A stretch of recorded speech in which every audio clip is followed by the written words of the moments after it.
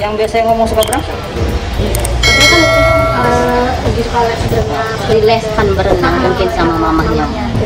Saya nggak pernah, pertama saya nggak pernah menyatakan pernyataan itu. Kedua, iya, dulu waktu umur 1 tahun sampai 2 tahun itu sempat les berenang, itu di tempat les teman saya, itu di kawasan Banda Indah, dan kita udahan karena habis itu ada COVID. Itu aja, dan saya menganggap anak saya.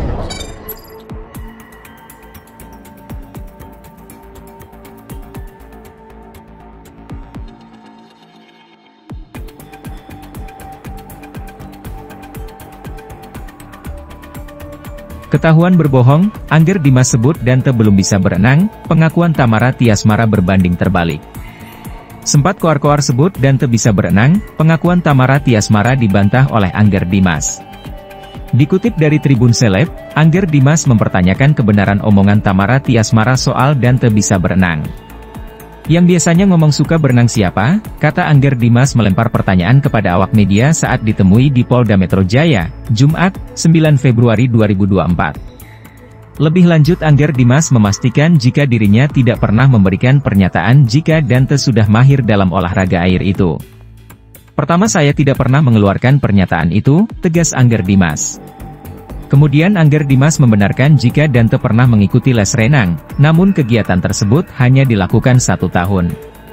Kedua ia waktu umur 1 tahun sampai 2 tahun sempat les renang di tempat teman saya di kawasan Buana Indah dan kita udahan karena COVID itu aja, ungkap Angger.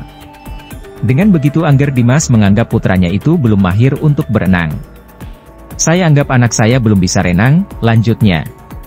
Sementara itu beberapa waktu lalu Tamara Tiasmara menguak fakta lain soal anaknya. Tamara Tiasmara mengaku syok mendengar anaknya meninggal karena tenggelam. Bahkan sejak lahir anaknya sudah ikut les renang.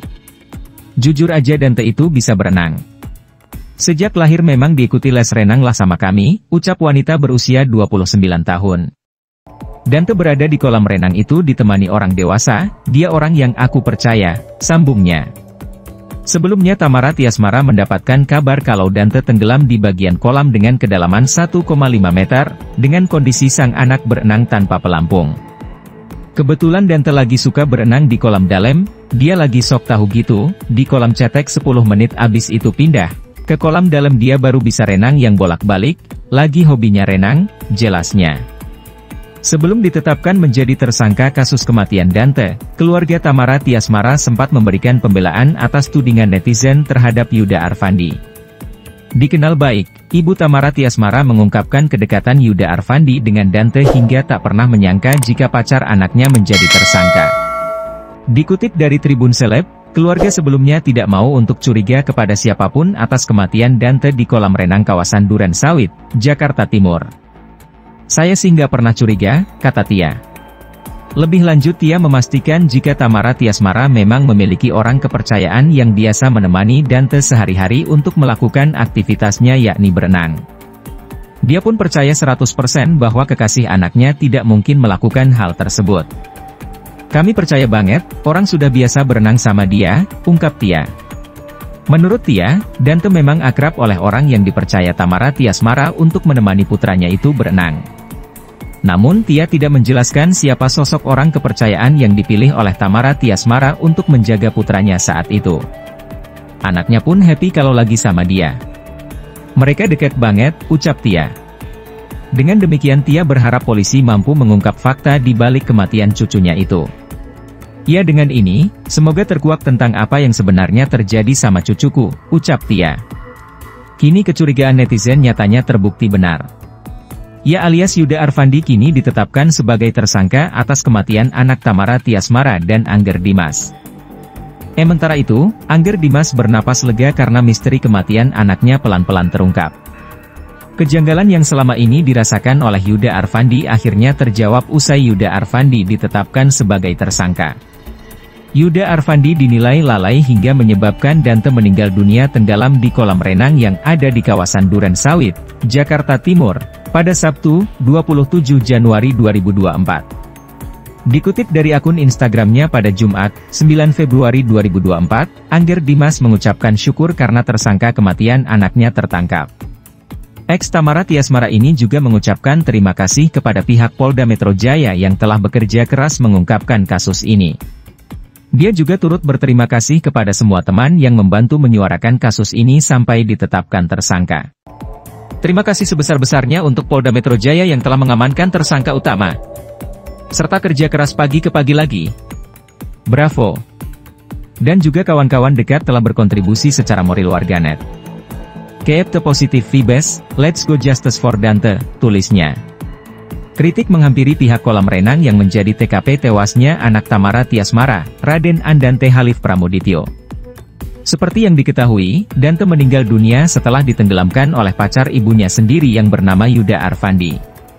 Rekaman CCTV merekam Yuda Arfandi 12 kali menenggelamkan Dante di kolam renang hingga kehilangan nyawa. Pakar psikologi forensik Reza Indragiri Amriel mengatakan peristiwa ini menunjukkan betapa mengandalkan CCTV semata tidak cukup kuat untuk menangkal aksi kejahatan. Terbukti, kata Reza, bermenit-menit, dari total rekaman CCTV 2 jam 1 menit, Dante ditenggelamkan berulang kali. Namun tidak ada respon kegentingan dari pihak kolam renang untuk menolong Dante, kata Reza kepada wartakotalive.com, Sabtu, 10 Februari 2024.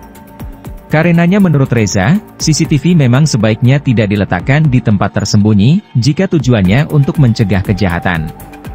CCTV harus diperlihatkan agar calon kriminal tahu bahwa ia diawasi sehingga setidaknya urung beraksi di lokasi tersebut, ujar Reza. Juga, menurut Reza, CCTV hanyalah salah satu subsistem keamanan. Di samping CCTV, katanya perlu disiagakan tim reaksi cepat yang terus-menerus memantau area yang dicakup oleh CCTV. Dengan kelengkapan sistem sedemikian, baru bisa diharapkan bahwa gelagat situasi kritis akan dapat dicegat selekas mungkin begitu terpantau lewat CCTV. Baik kritis berupa kecelakaan, anak terpeleset lalu tenggelam di kolam renang, misalnya, ataupun kejahatan, paparnya. Nah, nasib malang Dante boleh jadi turut disebabkan oleh posisi CCTV yang tersembunyi dan tidak adanya subsistem yang siaga memonitor tangkapan visual CCTV, tambah Reza. Kelemahan itulah, menurutnya yang mungkin berhasil dibaca oleh tersangka pelaku. Dia tidak melihat ada CCTV di lokasi dan berasumsi tidak ada yang mengawasi tindak tanduknya. Tersangka menyimpulkan demikian setelah beberapa kali mempelajari lokasi. Jika benar begitu, inilah pertanda adanya perencanaan di balik dugaan pembunuhan terhadap Dante, ujar Reza. Pada sisi lain, menurut Reza CCTV juga punya kelemahan. Studi menyimpulkan, CCTV jitu untuk menangkal kejahatan properti semisal pencurian. CCTV kurang ampuh mencegah kejahatan kekerasan. Pasalnya, kejahatan kekerasan kerap bersifat impulsif dan terjadi seketika di lokasi tanpa pemikiran ataupun perencanaan sebelumnya, kata Reza.